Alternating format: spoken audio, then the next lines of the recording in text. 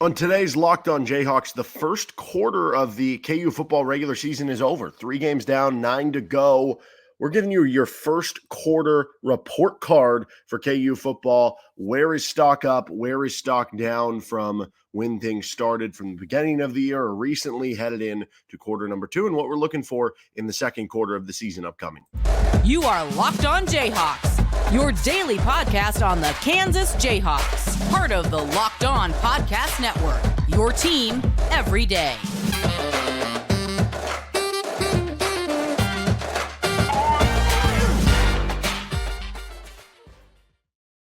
I'm Derek Johnson. You can hear me as well Monday through Friday from 3 to 6 p.m. on KLWN in Lawrence with Rock Chalk Sports Talk. Thanks for making Locked On Jayhawks your first listen every day. We're free and available wherever you get any of your podcasts. You can also find us on our YouTube page where you can like and subscribe to the show. And on today's edition of Locked On Jayhawks, we're talking some KU football. First 3 games of the year, so the first quarter of the regular season are in the books. Let's give a first quarter report card, where stock's up, where stock's down for KU football after the first quarter of the season from where they were maybe comparatively coming into the year. First, this episode of the show is brought to you by Gametime. Download the Gametime app, create an account, and use code LOCKEDONCollege for $20 off your first purchase with Gametime. All right, so let's start with where is stock up in the first quarter, the first 3 games of the KU football regular season. Certainly, this was the quarter that you had the best chance to put up a 3-0 record or at least 2-1, and you did just that. So it's a great first quadrant of the year. You are just overall as a program, stock is up, right? Like you're 3-0 for back-to-back years. It's the first time you've done that as a program since 1991 and 1992. Interestingly enough, that 91 season, you went 6-5. Now, there weren't as many bowl games back then, so you didn't make one that year, but that was probably similar to, last year for KU. And then the next year, 92, you win the Aloha Bowl, you go 8-4 overall. So I think that becomes an interesting conversation, because if they did that this year where they go, 8-5 and they win a bowl game, it's a successful season and a big improvement from where they were a season ago. Also, though, and that's different because you were 7-4 in the regular season. So would the equivalent be going 7-5 this year, or would the equivalent be going 8-4 this year? I think that can kind of change how you view things. But the reason I say that is, if I asked you the question right now, would you take Kansas going 7-5 this year with a bowl win? If I guaranteed you that right now, that they would finish 8-5 with a bowl win, would you take that, or would you roll the dice? I'm kind of in the camp right now where I'd roll the dice. Big 12 feels open, 3-0 to start, been impressed with some of the things. Even after the Nevada, if I would have asked you this question after the Illinois game, I think for sure you would have said, you roll the dice. Maybe after the Nevada game, you are a little bit closer to taking it, but I would roll the dice there. But either way, program up. And that is one thing. Even if Kansas were to finish this year 6-6 again, and it not technically be a improvement on wins from the regular season, that would still be improvement and stock up for the program, because building consistency and a year in, year out winning or competitive team, that is improvement from where they've been. But yeah, overall as a program, stocks up. Devin Neal stocks up to the NFL after the season, because this dude is putting on an absolute show this year. And honestly, maybe his All-American candidacy stocks up. I wondered before the season started. I thought Devin Neal was talented enough, a good enough running back, that he could be a All-American level running back for you, an all-conference level running back for you. My biggest question was in regards to, would he get enough carries? Would he get enough opportunity? And we don't know that that'll still be the case at the end of the season. It sounds like he's been dealing with certain stuff, like going into the Nevada game with certain injury, and you never know how that's going to go with bumps and bruises throughout the year. But last year he had 180 carries. It's hard if you're only going to get 180 carries, which that's still 15 carries a game basically, and obviously that counted the bowl season last year. It's hard to put up All-American level numbers, because when you look at All-American level running backs, they're putting up 1,400, 1,500 rushing yards, maybe even more in a given year. And if you're only going to have 180 carries, you could average 6 yards a carry, but that's only going to be about 1,100 yards. So it's just really tough to get there. And because KU rotates the backs, uses Daniel Highshaw and Dylan McDuffie and some of these other guys, and runs the quarterback, I wondered if you were going to have enough. But so far, you've seen Devin Neal get enough carries, and he is just doing the most in terms of efficiency with what he can. 303 rushing yards so far through 3 games. That's with limited carries. He's averaging 7.6 yards per carry. He also has over 100 and almost 131 receiving yards.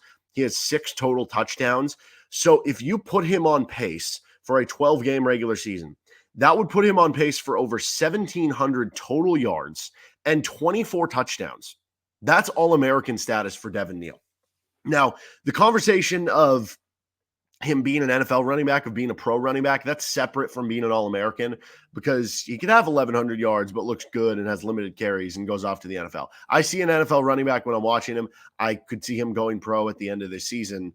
So enjoy him while you can, I guess, is part of this. But also, if he keeps on the pace he's currently on, and who knows, that pace he's currently on is even without him having one of those like 200-yard rushing games, which come Big 12 play, maybe you have an opportunity to do so more because they're going to ride you a little bit more in a given game if you're hot that specific game.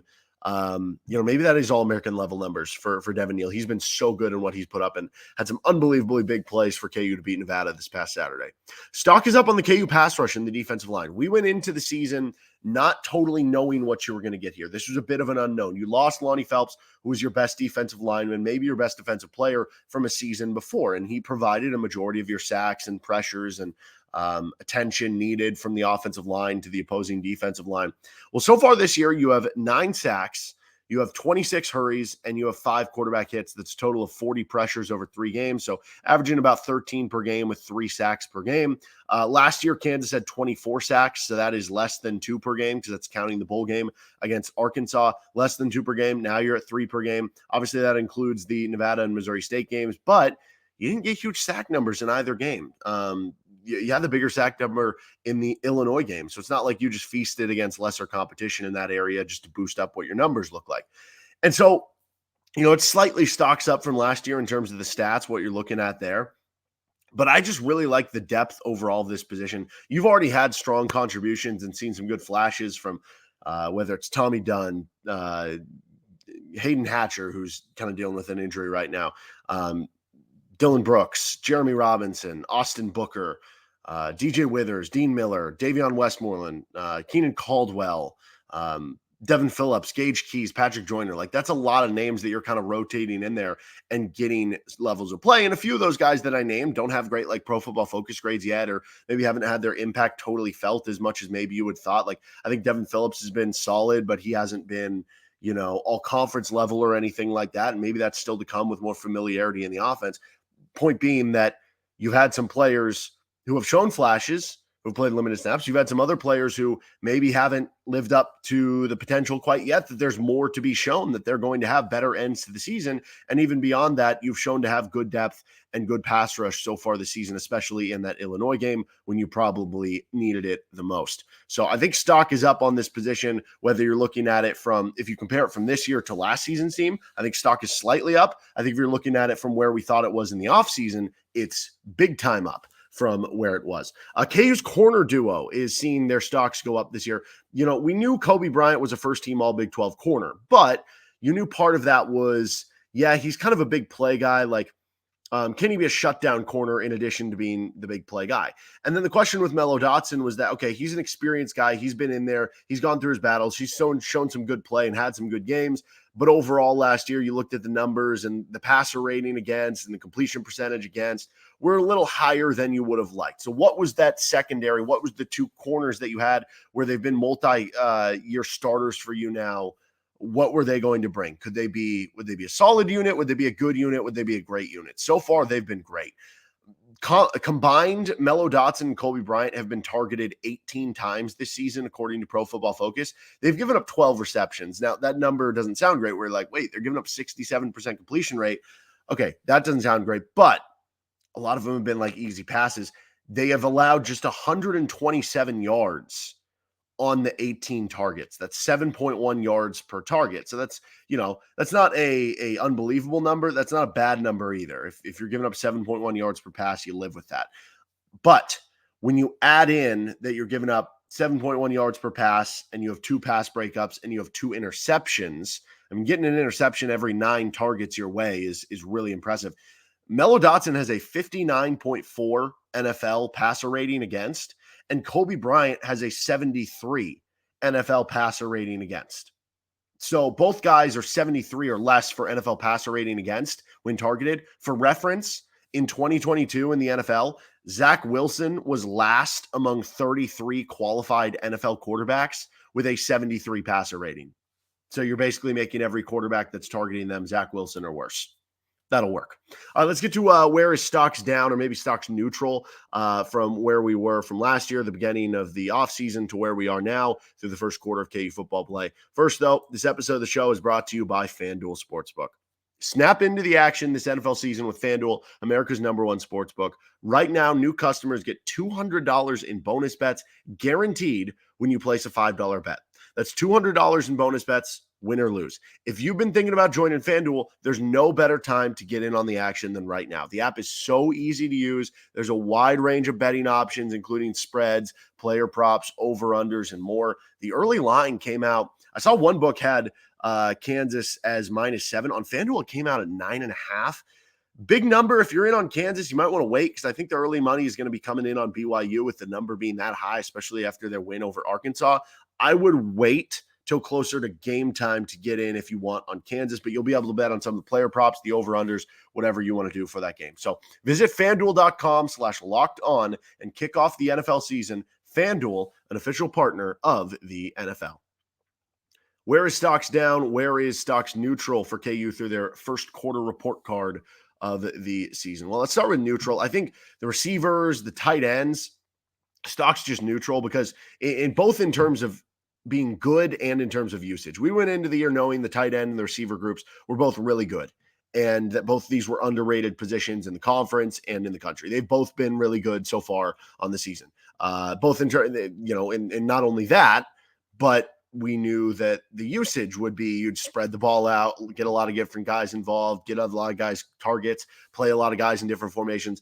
That's happened too, right? The ball's getting spread out with Luke Grimm and Quentin Skinner and Lawrence Arnold. And you're seeing some guys mixed in there like Doug Emelian and Tanaka Scott and Trevor Wilson. And same goes for the tight end. You're seeing a lot of Jared Casey, Mason Fairchild, and Trevor Cardell's mixing in. Saw some Tavita Noah and like some goal line packages the past game, right? We knew there was going to be a lot of usage for a lot of different players and different packages and spreading out of the football and that they would make big plays when they need to. And they've done just that so far. So living up to the billing there. Also, the offensive line, I would put in neutral here, right? Like we had expectations that the offensive line would be good and that they would have good depth. Well, we've seen that, right? Amaj Reed Adams misses your first couple games, but you're able to survive it, or whether it was the first game or first two, I forget. I think it was just the first game, actually, now that I'm thinking about it. But Cobee Baines has been good, kind of rotating in off the bench. The offensive line depth has shown out to be good so far, and the offensive line has not really caused any issues. You've done a good job running the football your first two games, not as well in the Nevada game, but you still, opened up at least enough. Pass blocking was really good in the Nevada game, and pass blocking's been good all season long. So they've been good so far as expected, and the depth has been good so far as expected. If we're going to stocks down from either where we were in the offseason or from last year, I think number one on this list has to be being your confidence level, I guess. Your confidence level about Jalen Daniels making it through the season. It's not that stock is down on Jalen Daniels or stock is down. Like Jalen Daniels, any play, he's so good and he looks so electric when he's out there. It's just that after going through the offseason and hearing the bulletproof term and that they were working on getting him so that he could be more healthy over the course of the season, well, obviously that changed in the first three games of KU football. He missed the first game, seems at different points, kind of day to day at practice. And in the Nevada game, most recently, we didn't really see him unleash his full running game, whether that was planned because you wanted to save it more for the BYU game or conference play, whether that was planned because he's, still kind of nursing that back, whether that was just what the game plan said. That I don't know. When he's healthy, he's just phenomenal. It just feels like an uncertainty how this is going to go the rest of the season. And hopefully Jalen is healthy the rest of the way. Hopefully he's good to go for the remaining games on the schedule, the remaining 9 games plus a bowl game possibly. You hope that is the case. It's just based on how this has started, there is some uncertainty there, a lot more than you would have thought coming into the season. So for that standpoint, this is like the number one stock down type of thing. Stock is down on Daniel Highshaw figuring out his fumbling issues. He had some fumbling issues last year, fumbled his last couple games that he played. I think he had fumbles because he played the Iowa State game. That was the game he got injured. So he would have played 5 games last year. I want to say he fumbled in 3 of the 5 games a season ago. Then gets injured against Iowa State, fumbles in week 1 against Missouri State, but they're able to get the football back. I can't remember if I don't think he fumbled in the Illinois game. I think Devin Neal fumbled, but KU got it. And then he fumbles in the Nevada game. So with Daniel Highshaw, he's such a talented running back. He's so good, man. He's unbelievably powerful. He's got great speed, runs so hard, fights for every yard. He is so much fun to watch on the football field. The big key for him is just holding on to the football, because that's the difference of, becoming, I guess, Devin Neal, or getting more usage, or avoiding having Dylan McDuffie take away some more of your carries, right? Like, that's going to be a key. And this is a different team when they're able to get Daniel Hishaw healthy and on the field running the football right, because it provides that physicality element. Devin Neal can be a physical runner. Dylan McDuffie can be a physical runner, but that's not their like A+ trait, right? It might be cutting or vision or, stiff arm or speed or something like that. With Daniel Hishaw, you give him the ball straight up the middle. Like, there were games that you clearly missed that last year. I think back to the Baylor game. You needed that physical runner up the middle, and you didn't really have it that game, and you struggled a little bit more running the football against Baylor. Daniel Hishaw helps you in a lot of ways with this offense. Very talented player, but you got to figure out the fumbling issues, and that has not been solved so far this season or over the course of his career. Stock is also down on the schedule a tad. And this is actually a good thing for KU. So in one sense, stock's up, but stock's down on how difficult the schedule might be. The schedule will still be difficult. Playing BYU this week, their team receiving votes. They're undefeated. That's a good BYU team. Just won at Arkansas. Next week, you're at Texas, top 5 team in the country, playing them on the road. Okay, very difficult, right? Week after that, UCF, who is a team who surprisingly is not receiving votes right now. I thought they would have been, but if they win again this week, I imagine will be for next week. So those are all tough teams. And then you're looking at, still having to play, even though Oklahoma State and Iowa State and Cincinnati, I don't know how good they are. They might not be very good. They're still road games and Power 5 road games. I mean, we saw KU go on the road to Nevada and almost lose. It's tough to win on the road in college football, right? You still have Oklahoma. They're a top 25 team. Kansas State's still a good team, right? They're ranked in the top 25. So it's not to say the schedule is easy. It's still a difficult schedule, and that still is the case. It's just that, when you look at it, it's a little easier than maybe we thought before the season started, because Oklahoma State might be a little worse than we might have thought. Kansas State might be a little bit worse than what we thought, even though I still think they're a really good football team. Iowa State might be a little bit worse than where we once thought. Texas Tech might be a little bit worse than where we once thought. And that could be a good thing for Kansas trying to break the right way if they are going to have a season where they win more than last year, if they win 7 games, or if they can win 8 or 9 games or contend for the Big 12 title. That is obviously a very important piece among all of that. All right, we're going to finish up with what you're hoping to see in the second quarter of games, the next 3 games for KU football. First, though, this episode of the show is brought to you by Gametime. If you've ever bought tickets last minute or been trying to scour the web, sometimes you get annoyed because, I don't know, you're stressing out. You're worried about, are we going to get the tickets? Are we going to get them into the right price that we're looking for? The ticket buying process should not be stressful. It should be fun, because you're going to go to a fun event, whether it's sports, music, comedy, theater near you. With Gametime, they have killer deals on last-minute tickets and the best price guaranteed. You can stop stressing out over the tickets and start getting hyped up for the fun that you're going to be having. I use Gametime, and I love using it. It's super easy to see the tickets. It's a great interface. You can see the pictures of where all the tickets are, images of all the seat views. They have the lowest price guarantee with event cancellation protection, job loss protection, and more. It's easy to sort through different sports, different teams that you're looking for. They even have flash deals and last-minute tickets. And they have a Gametime guarantee, which means you'll always get the best price, because if you find tickets in the same section and row for less, Gametime will credit you 110% of the difference. Snag the tickets without the stress with Gametime. Download the Gametime app, create an account, and use code LOCKEDONCollege for $20 off your first purchase. Terms apply. Again, create an account and redeem code LOCKEDONCollege for $20 off. Download Gametime today. Last-minute tickets, lowest price, guaranteed. So what are you hoping for in the second quarter? I mentioned the next 3 games. It's BYU at home. That'll be at 2:30 this Saturday. Texas the following Saturday. That'll be in Austin, again at 2:30. That'll be on ABC, so prime time for Kansas. How about that? And then the following week, they'll be at home on Saturday against UCF. That game time will come out next Monday. So we'll see when that one is. But I think if you told me Kansas goes 1-2 in this stretch, I think you'd be okay with it. Right, at that point, you'd be sitting 4-2. You'd be heading into the Oklahoma State week, then a bye, then Oklahoma, and then I think Iowa State after that one. 1-2 in the next 3 would be okay. I think realistically, you're hoping you go 2-1. Win your 2 home games at the very least, and if you lose at Texas, you lose at Texas. I mean, you're 9.5 points, 7 to 9.5 point favorites against BYU. I'd imagine for UCF. I guess it depends if you win or lose to BYU and what happens in the Texas game. But realistically, right now, you're probably looking at being somewhere between 3 and 7 point favorites against UCF too. And if it goes 2-1 by you losing to BYU, but beating Texas and beating UCF or something like that, that's totally fine too. If you go 2-1, I think you're going to feel great about this team's chances and winning more games than last year and maybe being a Big 12 title contender, all those sort of things. Especially if you go 2-1 and the one loss is the Texas, but it's like a competitive loss. You lose by 7, you lose by 10 points, where you show up pretty well there, which, by the way, I will say, as much as Texas, you do think highly of them and they won at Alabama, Bama didn't look so good at UCF or USF. So maybe it is back to being a little bit more winnable, even though that's probably KU's least winnable game. Again, they're all winnable, though, when you're looking at the game down in Austin. I think what you want to see, though, is you want to see them you want to see Jalen running the football. You want to see him being healthy over the course of these next 3 games. I think defensively, you want to see, is this team for real? We saw flashes. I mean, even in the Nevada game, you have 24 points. You only give 262 yards. In the Illinois game, defense was really good. In the Missouri State game, you have 17, but 7 of that was after the fumble by Daniel Highshaw. Defense has passed the test sort of so far. They haven't been elite, but they've passed the test.